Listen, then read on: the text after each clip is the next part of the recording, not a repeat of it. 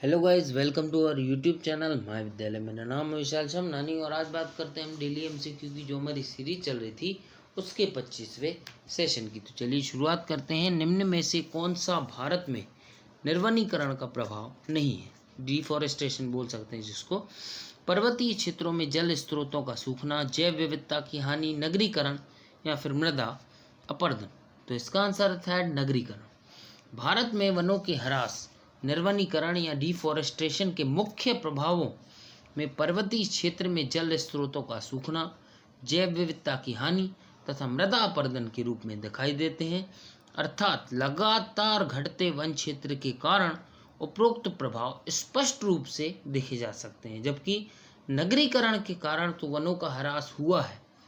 अतः नगरीकरण भारत में निर्वनीकरण का प्रभाव न होकर वनों के क्षेत्रफल में आई कमी का एक प्रमुख कारण है।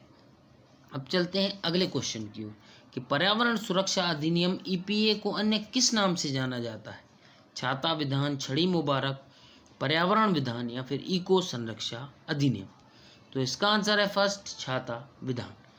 जून 1972 में स्टॉकहोम संयुक्त राष्ट्र मानव पर्यावरण सम्मेलन द्वारा जारी घोषणा को ध्यान में रखते हुए भारत सरकार ने 1986 में पर्यावरण संरक्षण अधिनियम ईपीए बनाया। पर्यावरण सुरक्षा अधिनियम को छाता विधान के नाम से भी जाना जाता है। अब चलते हैं अगले क्वेश्चन की ओर कि इम्यूनोलॉजी का जनक कौन है? Robert Koch, Louis Pasteur, Edward Jenner. तो इसका आंसर है एडवर्ड जेनर। अब जान लेते हैं रॉबर्ट कोच जीवाणु विज्ञान के पिता हैं ये, लुईस पास्चर जो हैं ये सूक्ष्म जैविकी के पिता हैं और एडवर्ड जेनर इम्यूनोलॉजी के पिता हैं और लैंड स्टीनर साहब ने रक्त समूह की खोज की थी। अब चलते हैं अगले क्वेश्चन की ओर कि पंचतंत्र मूल रूप से लिखी गई है कालिदास द्वारा, विष्णु शर्मा द्वारा, तुलसीदास द्वारा या फिर रैदास द्वारा। तो इसका आंसर है सेकंड, विष्णु शर्मा द्वारा।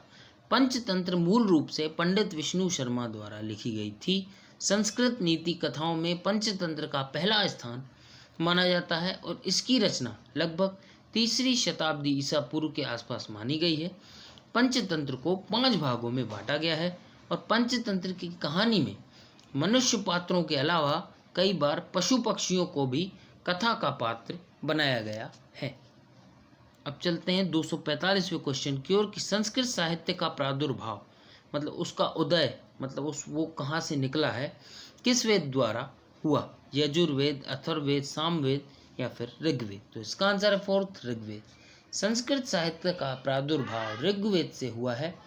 भारतीय संस्कृति का आधार माने जाने वाले 4 वेद ऋग्वेद, यजुर्वेद, अथर्ववेद तथा सामवेद हैं और इनमें सर्वाधिक प्राचीन वेद जो है वो ऋग्वेद माना जाता है। विश्व भर की समस्त प्राचीन भाषाओं में संस्कृत का सर्वप्रथम और उच्च स्थान है।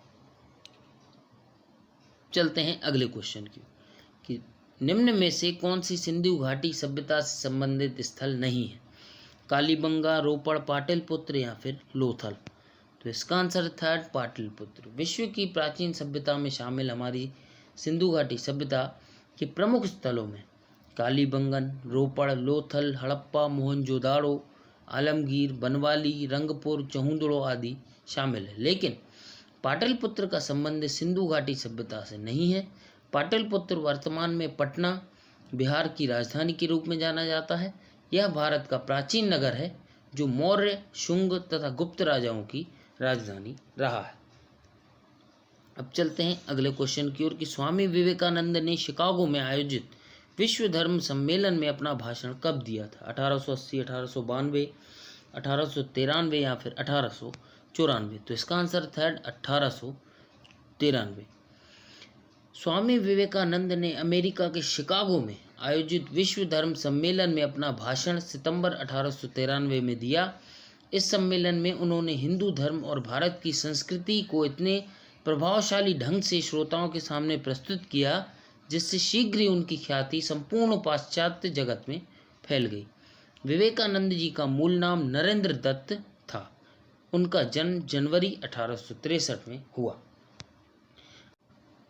हेडगेवार ने किस वर्ष राष्ट्रीय स्वयंसेवक संघ की स्थापना की? 1927, 1929, 1924 या फिर 1925? तो इसका आंसर है फोर्थ, 1925।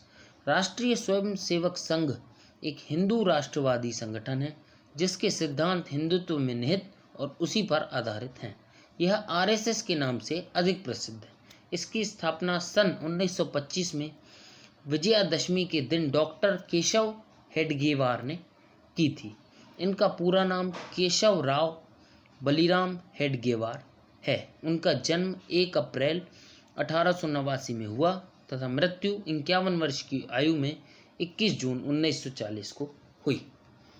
अब चलते हैं अगले क्वेश्चन की ओर कि निम्न में से कौन सा वर्ग भारत में कम्युनिस्ट पार्टी की सामाजिक आधार में सम्मिलित नहीं है? कृषि और औद्योगिक क्षेत्र के मजदूर, व्यापारी वर्ग, शिक्षक वर्ग या फिर युवा वर्ग? तो इसका आंसर सेकंड, व्यापारी वर्ग। व्यापारी वर्ग जो है वो कम्युनिस्ट पार्टी के सामाजिक आधार में सम्मिलित नहीं है। इनकी प्रमुख शाखाओं के बारे में जान लीजिए। इनकी प्रमुख शाखाएं जो हैं विद्यार्थी शाखा, युवा शाखा, महिला शाखा, श्रमिक शाखा तथा किसान शाखा शामिल है और इसकी स्थापना 26 दिसंबर 1925 को कानपुर नगर में की गई थी और इसके जो संस्थापक हैं वो एम.एन. रॉय साहब हैं।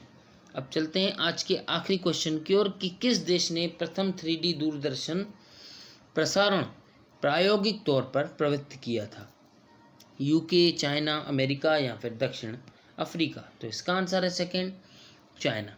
3D टेलीविज़न जो कि त्रिआयामी दूरदर्शन है, प्रसारण में 3D टेक्निक का प्रयोग किया जाता है।